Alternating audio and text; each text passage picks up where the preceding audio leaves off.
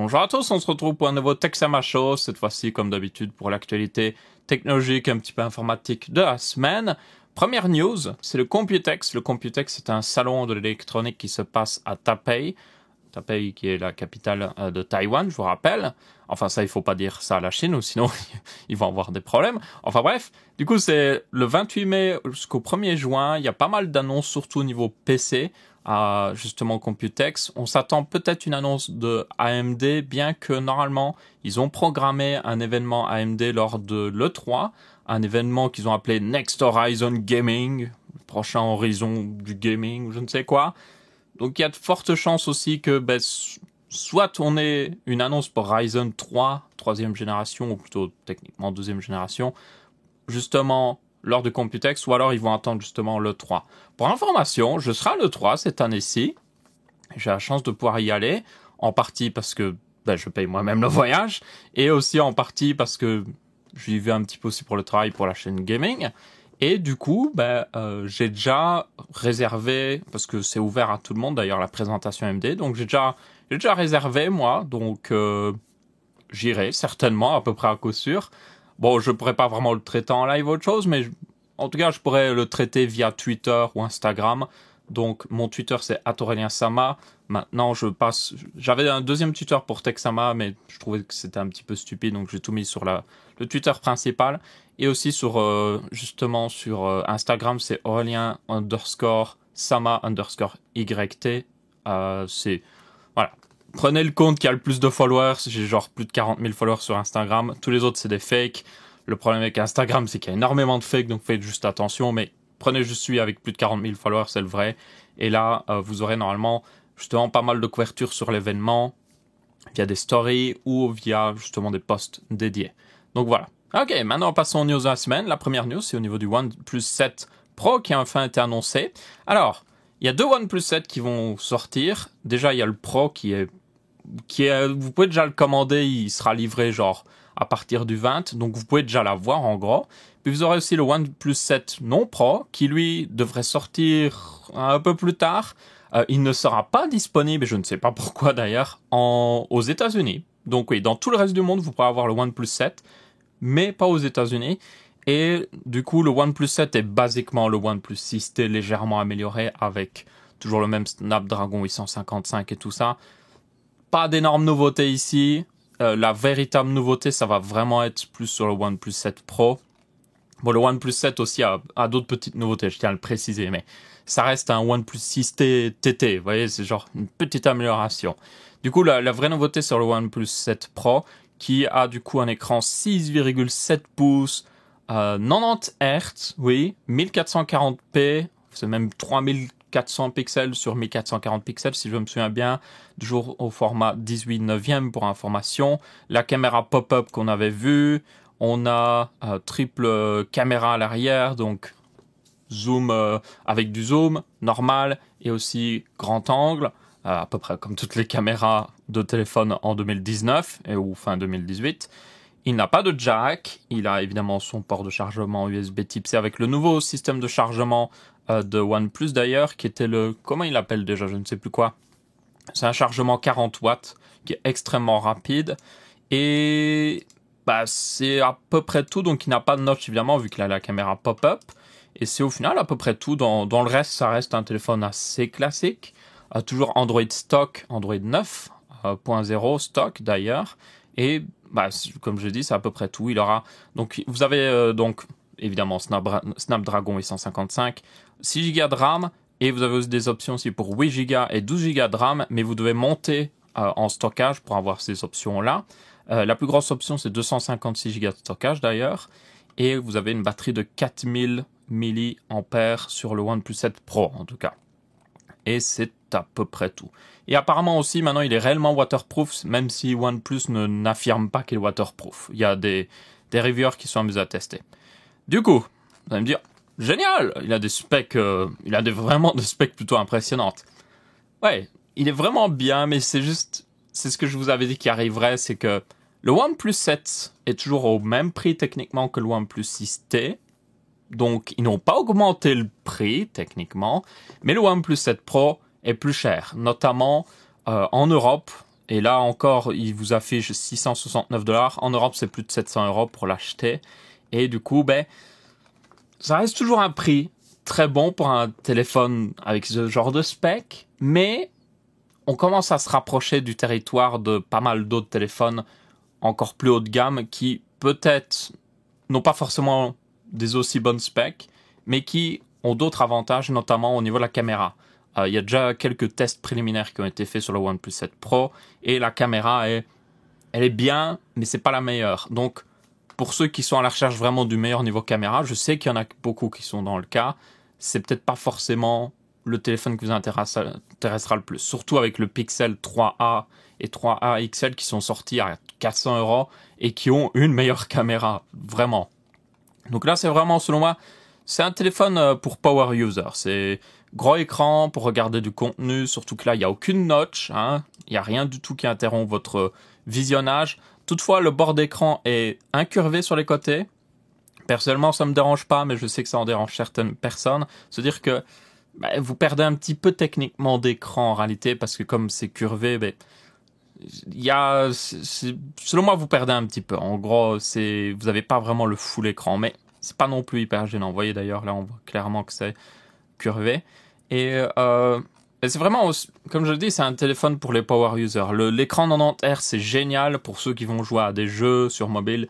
Je sais qu'il y en a, tout le monde n'est pas genre jeu vidéo sur mobile, mais il y en a quand même. Pour vous, ce sera génial, surtout que il coûte moins cher que la plupart des téléphones gaming qui sont sortis jusqu'à maintenant, et il sera aussi bon pour le gaming parce qu'il utilise le même processeur. Et c'est à peu près tout en fait. Enfin, c'est comme ça que je le vois. C'est plus un téléphone pour power user, mais le prix commence à être, voilà, ça commence à se rapprocher d'un territoire dangereux selon moi pour OnePlus, qui est tout simplement le véritable marché des flagships. Ils ont annoncé souvent qu'ils étaient flagship killer, mais s'ils continuent avec cette augmentation de prix, ils vont devenir juste flagship en fait tout court. Ce sera juste un flagship qui sera certainement très bon, mais au même prix que tous les autres. Parce que là, on commence à se rapprocher, hein.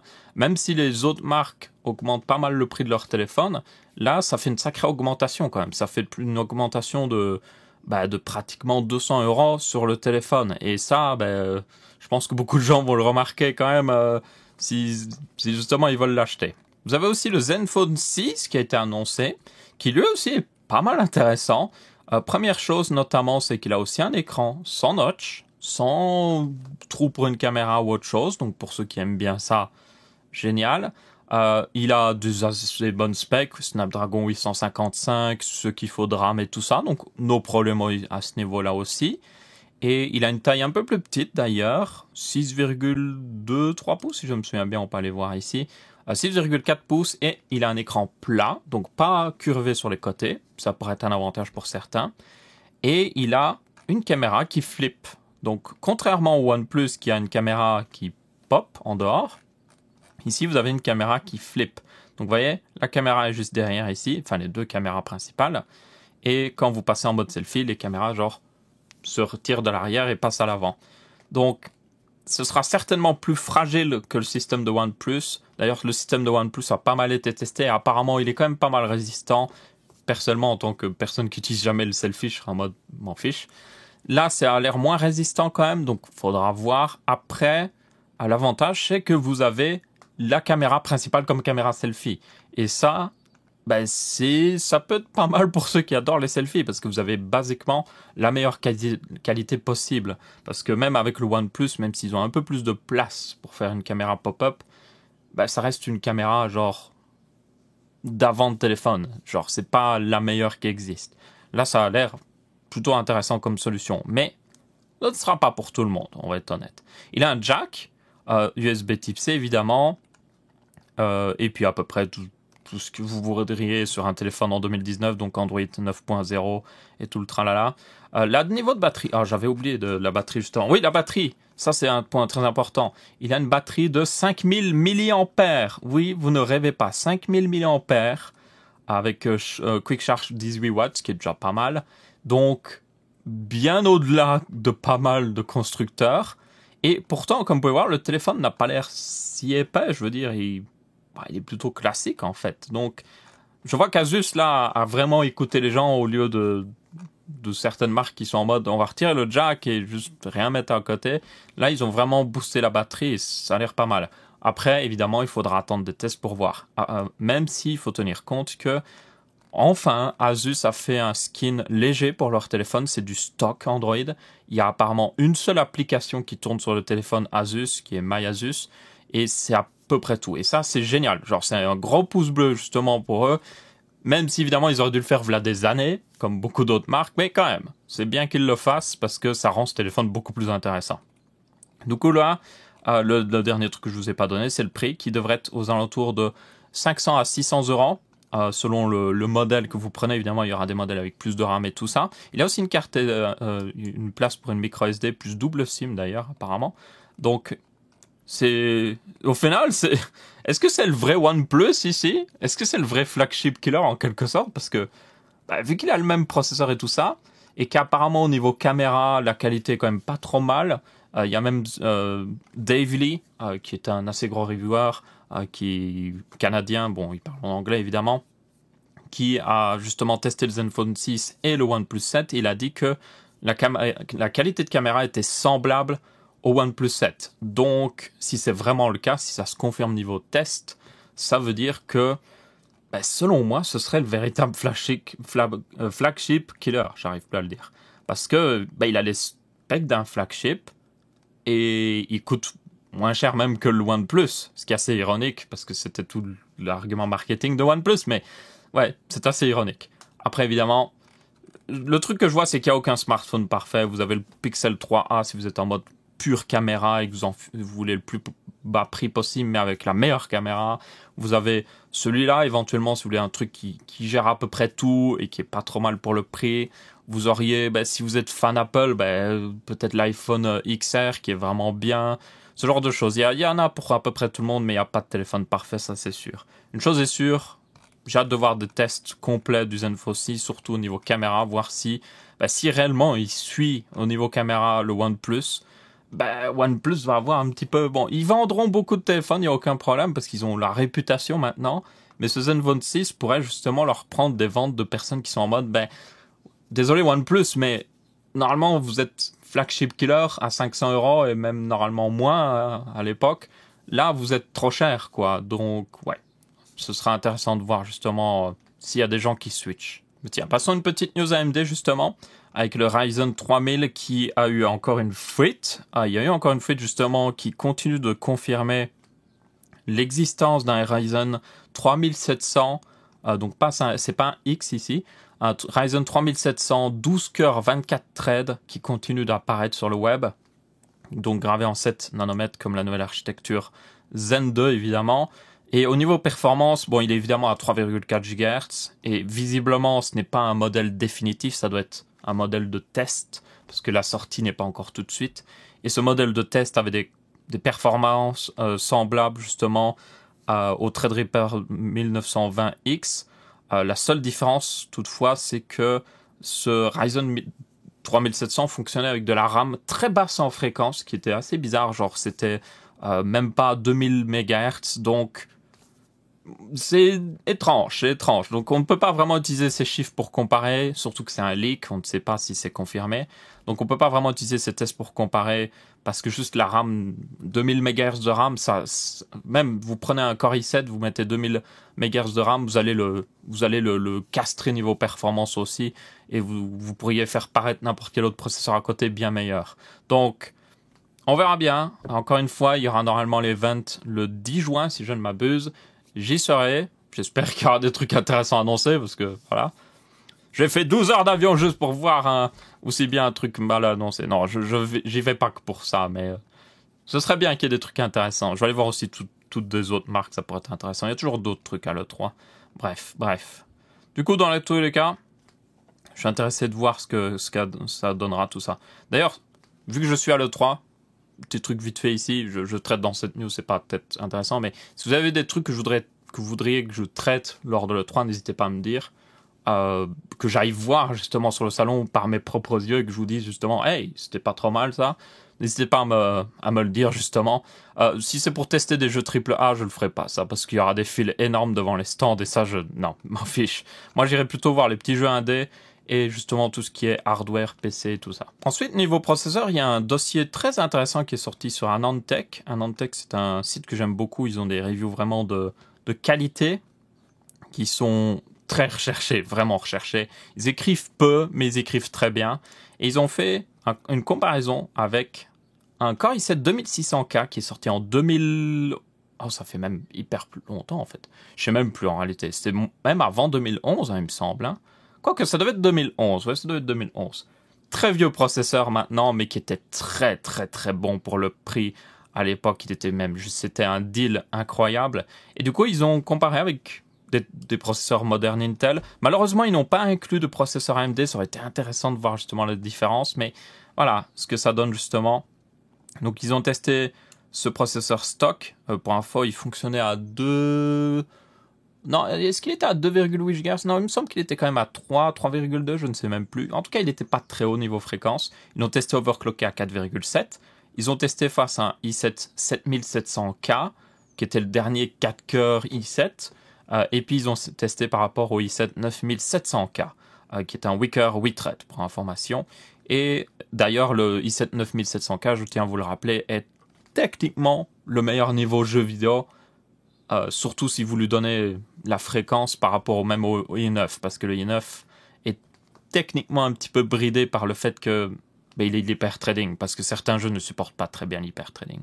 Du coup, c'est clairement le top du top niveau performance, donc c'est un très bon point de comparaison. Et comme vous pouvez voir, les différences sont pas... C'est des grosses différences, mais je vous rappelle, entre le 2600K à 4,7 GHz, qui était facile à obtenir à l'époque, et justement ce nouveau Core i7 9700K, vous avez une différence de 8 ans, 8 années d'évolution.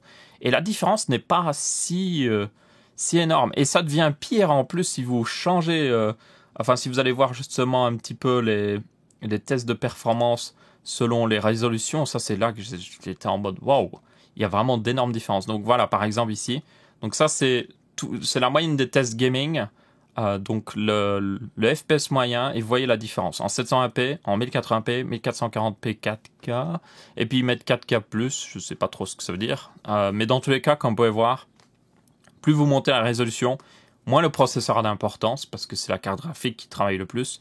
Et dans des résolutions telles que le 4K+, comme il montre ici, il n'y a pas d'énormes différences. Il n'y a pas vraiment d'énormes différences. Ce qui prouve, encore une fois, comme je l'ai dit souvent, c'est que au final, le plus marrant, c'est que c'est sur les marchés moins haut de gamme, c'est sur les... Genre, si vous avez un écran 1080p, que vous avez besoin d'un meilleur processeur, et c'est, au final, quand vous jouez en 4K, que vous n'avez pas forcément besoin du meilleur processeur. Ce qui est assez ironique, hein, quand on y pense, mais logique, en fait. Donc, du coup, ça veut dire que vous pourriez vous en sortir à peut-être... économiser un petit peu sur certains processeurs et puis prendre une meilleure carte graphique pour jouer en 4K justement ou en 1440p. Ce qui est selon moi quelque chose qu'il faut souvent faire et que je recommande même souvent, c'est que ça sert à rien de prendre le plus gros processeur possible, surtout s'il vous coûte 200 € plus cher. Pour 200 €, vous mettez ça dans la carte graphique et vous aurez des bien meilleures performances.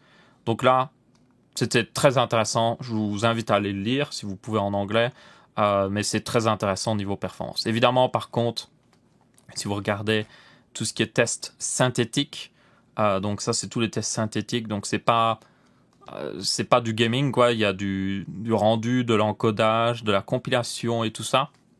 Et comme vous pouvez voir là, oui bon là on voit les 8 ans d'évolution forcément, mais c'est logique. Mais c'était quand même très intéressant comme dossier. Ensuite on passe à une news totalement différente. Je trouvais ça assez intéressant. C'est le 4e plus gros producteur de charbon aux États-Unis est en train de rendre le bilan, basiquement. Bon, après, peut-être que c'est peut-être une technique ou autre chose pour essayer de s'en sortir avant que ça leur coûte cher ou autre chose. Mais ça prouve quelque chose qui arrive de plus en plus en réalité. C'est que malgré certains dirigeants politiques aux États-Unis, Trump, le charbon n'est plus très intéressant, genre vraiment plus intéressant. Même si vous ne tenez pas compte de ce que ça pollue, hein, on parle pas ici de taxe carbone ou autre chose, même si vous tenez compte juste de l'économique, du charbon, ça devient de moins en moins intéressant et c'est un tournant dans l'histoire parce que je vous rappelle, le charbon, c'est ce qui a propulsé la révolution industrielle. Donc c'est intéressant de voir que le charbon maintenant devient genre un peu nul à chier en fait, tout simplement. C'est une bonne chose parce que le charbon est parmi les choses qui polluent le plus, ça pollue même plus que n'importe quoi d'autre d'un point de vue CO2. On parle ici CO2 évidemment, mais ouais, c'est une bonne chose, quoi qu'il arrive, que y a de moins en moins de gens qui utilisent le charbon. C'est aussi dû au fait que si vous investissez dans le domaine énergétique maintenant, même aux États-Unis, vous n'êtes pas en mode je vais investir dans le charbon. Oh, quelle très bonne idée. Non, vous le savez qu'à un moment, juste, ce ne sera plus viable et que dans le futur proche, il y aura de plus en plus de choses mises en place pour que les gens arrêtent d'utiliser le charbon. Donc c'est juste logique en fait. Il y a aussi j'avais déjà vu plusieurs dossiers sur le milieu, notamment par exemple le solaire et tout ce qui est justement les éoliennes, voilà, j'arrivais plus à retrouver le terme, deviennent de plus en plus intéressants. Évidemment, ce n'est pas pour tout le monde. Je veux dire, moi j'habite en Belgique, panneaux solaires par ici, plutôt bof des fois. L'éolien, c'est toujours intéressant. Encore une fois, des fois ça peut être un peu bof selon l'endroit où vous vivez. Mais c'est intéressant de voir que, au final, tout ce qui est un petit peu renouvelable est de plus en plus intéressant, même niveau prix. Et tout ce qui est archaïque, vraiment, le charbon, a de moins en moins de sens à être utilisé, même sans tenir compte justement de la pollution derrière. Juste d'un point de vue pur économique, c'est même plus très intéressant. Donc ouais, c'est une tendance globale ça d'ailleurs. Maintenant, outre le renouvelable, ce qui est beaucoup plus utilisé maintenant, c'est le gaz naturel, vraiment. C'est très utilisé le gaz naturel. C'est facile, on en trouve assez facilement aussi. Et ça marche mieux en fait. On peut l'utiliser pour plus de choses. Ça pollue beaucoup moins, on peut le transporter plus facilement, on peut faire des pipelines ou autre chose. Donc ouais, ça m'étonne vraiment pas. Comparé justement au charbon qui est assez archaïque quand on y pense. Il sera toujours utilisé le charbon. Il y a des gens qui se rendent pas compte, mais le charbon est aussi utilisé pour faire par exemple des filtres ou des choses dans le genre, où techniquement il n'est pas brûlé, donc il ne pollue pas vraiment, donc rassurez-vous. Il y aura toujours de l'utilité pour le charbon, juste pas forcément à le brûler, quoi, et c'est plutôt une bonne chose. Mais ouais, ça marque clairement, selon moi, un tournant dans l'histoire, surtout aux États-Unis, qui est un pays fort, encore ancré dans son histoire avec le charbon, hein. Et c'est intéressant de voir que juste, non, en fait, c'est même plus intéressant au niveau économique, sans même tenir compte, justement, de tout ce qui est pollution. Ok, c'est à peu près tout pour ce Texama Show, du coup. Merci à tous d'avoir regardé. N'hésitez pas à laisser dans les commentaires justement ce qui vous serait intéressé, genre lors de l'E3, ce que je pourrais essayer d'aller voir. Je sais pas quelle marque exactement est à l'E3. Je sais qu'il y aura des marques forcément hardware et tout ça. J'irai checker un petit peu leurs produits et tout. Les voir, des fois les voir en de IRL, quoi, c'est toujours mieux parce qu'on peut se rendre mieux compte des tailles ou juste des fonctionnalités ou autre chose, parce que des fois les photos, c'est pas ce qui représente le plus. Toujours bien aussi pour discuter. Et justement pour l'événement AMD. Puis j'irai voir aussi plein de petits jeux indés parce que je trouve ça intéressant. Dans tous les cas, merci à tous. On se retrouvera après un prochain Texama Show. N'hésitez pas à laisser votre avis, que ce soit en pouce bleu, pouce rouge ou en commentaire. Et je vous dis ciao ciao.